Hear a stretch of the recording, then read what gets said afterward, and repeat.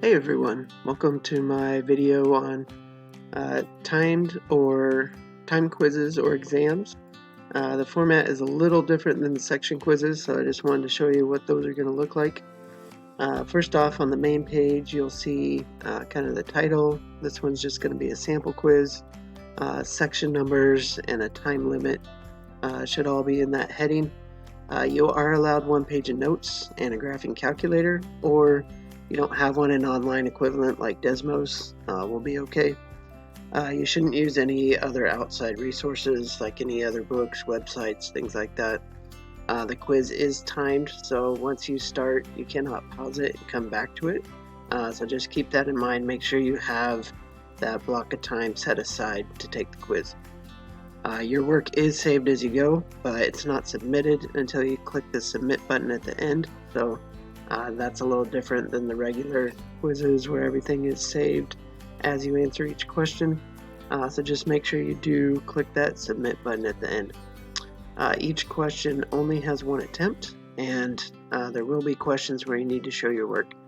The work can be typed and uploaded after you submit the quiz for some of the questions if you're running short on time. So let's go ahead and click in there. I'm going to do a student preview here. So once you click the title, the same directions are right there. I'm not going to read through those again, but you'll see the points possible, the due date and time, and then the time limit. So 40 minutes. It does say a grace period of 5 minutes. That is mostly just so like if your clock is a little bit off from what WAMAP thinks the time is, or your computer thinks the time is, then that 5 minutes should give you a little bit of leeway. If you thought you had maybe another minute or two, it won't kick you out until 5 minutes after that time limit has expired. Once you click start, your time will begin, so don't click start unless you are ready to take the quiz. It also gives you that warning, same thing, you cannot pause for any reason. You sure you want to start? We'll go ahead and click yes. So the intro right here is just the academic honesty agreement. You're agreeing you're only using one page of notes, calculator, or something like Desmos in place of the calculator. You agree not to use any other resources like books, websites, apps, additional notes, things like that. And that all work shown as your own. There's a little pinky promise. It's right there. Some quizzes will have these what I call concept questions at the beginning. Some will not. So just kind of depends on the quiz or exam if it'll have these. Could be your class has them. Could be maybe not. So this may not be in every single quiz for every single class, but if it does say concept questions here, these you do have to show your work in the exam or in the quiz. So make sure you do that. There's not a show work option afterward like there is for some of the other questions. The credits for these will also be assigned by the instructor after the exam. So just keep that in mind, that you won't see any points on these until after they've been graded by the instructor. So this is kind of just question one. This is a generic concept question, so I didn't want to give you a big preview of what you might see. But the idea is just to give you a chance to answer conceptual things rather than just crunching through numbers on these. So that's why I'm just saying what's the constant I'm thinking of. I'm going to put C, and then there's this explanation box below. And most of the time you're just going to type something in. For calculus, you might say, because you often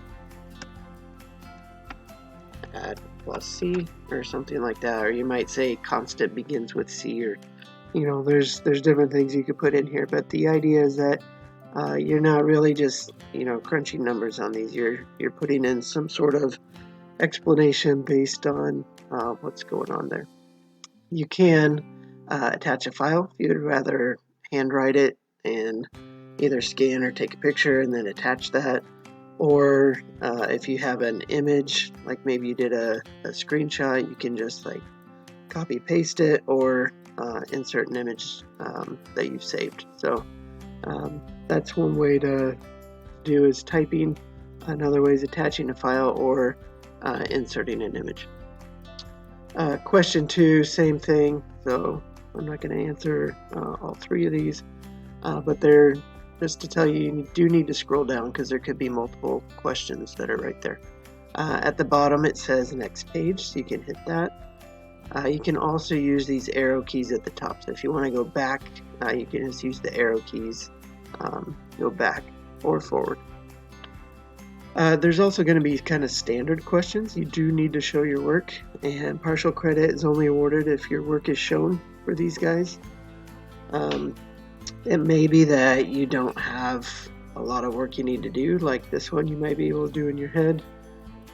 One thing I will mention, like the regular quizzes, if you don't like the equation editor, you can toggle that on and off, so just keep that in mind. Also, this clock, if you don't like seeing the time, you can click that and it'll hide the countdown. You just have to click it again and then it'll show it again. So if it bugs you, just go ahead and hide it. If it doesn't bug you, just leave it up. So I'm going to go ahead and type in here, let's see, this would be 5y plus 32. And you click the add work button, and then you can type in, or same thing, attach a file or a picture if you'd rather do that. So some of the work might be, putting the equations, or for some of them you might just describe what you did, like distribute and combine terms. So that would be okay for this level of question. There's not too much going on that I would expect you couldn't do it in your head. So if you say, I know I'm going to distribute and then combine like terms and this is what I got, that sort of thing is fine. As they get more complicated though, like this last one, this is going to be a lot more difficult to do in your head. So in the add work, I might expect to see some equations in here, like 6x minus 9 equals -6 plus 46. And then you can keep going, from there to solve. So I'm just going to say ... right there. You do have to type in an answer if you want to grade it. I'm just going to say something like 4. Probably not correct. Next page. And then here's standard questions, page 2. So again, it's got kind of the same thing, 4 questions there with the add work button that lets you add the work after you put in your answer. You can also just type in your work and then fill in the answer. So that's also fine. Once you've gotten to the end, so you can tell there's no next page link at the end. There's this submit and end button that's down here once you get to the bottom. You can also submit and end with this button at the top. So if you want to kind of go back and make sure you've got, maybe there's a question you want to go back to over here or something, you can go back and rework those questions. But once you hit the submit and end, then that's it. So you can also say, save progress. If you've made some changes and you're not quite done, but you want to save it, you can do that. The submit and end button is going to officially kind of end everything. So once you hit that, if there's unanswered questions, it'll give you this warning. For me, that's okay. And you'll see this afterwards. So this is just a place where you can add work after the time is done. So notice it doesn't have the questions listed out in words. It just has the number. So question 4, question 5. So it is a good idea if you're doing work on another piece of paper to go ahead and number your questions. So question 5, you know what question that was when you're attaching, say, a picture of that or something. You can also, let's say you did, question 4, 5, and 6 all in the same place. You can just put something like, see question 6 or work attached. And that is fine. So if you want to refer me to another question where the work is attached, that's okay. So you don't have to upload, say the same picture 4 times, or try to take, say, a picture of each individual question. It is a little bit easier for me to do that as far as grading if it's individual, but if it just causes a lot of headache trying to take the picture and whatnot, this is fine. If you just want to say something like that, see question 6 for work attached, and then attach, say, question 5 and 6 both right there on question 6. So that's okay.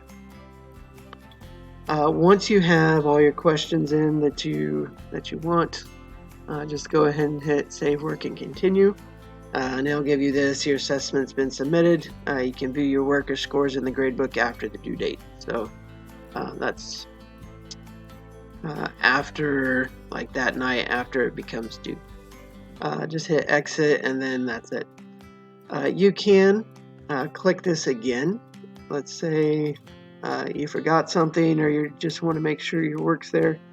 You can click that, and it says you've used all your attempts on this assessment, so I can't retake it, but I can still attach work. So just hit the add work button, and it should have all the work that you typed in before, as well as attachments or pictures or whatnot. So you can go back up until the due date for these guys. So I do recommend on these, just make sure that you're not waiting till the last minute. It doesn't really do you a lot of good to be able to attach things afterward, because you can't attach after the due date. So if you wait till the last hour of the night to do the quiz, you're not going to have a lot of time to be attaching work and stuff like that. So I just recommend doing it a little bit earlier in the day than the last hour.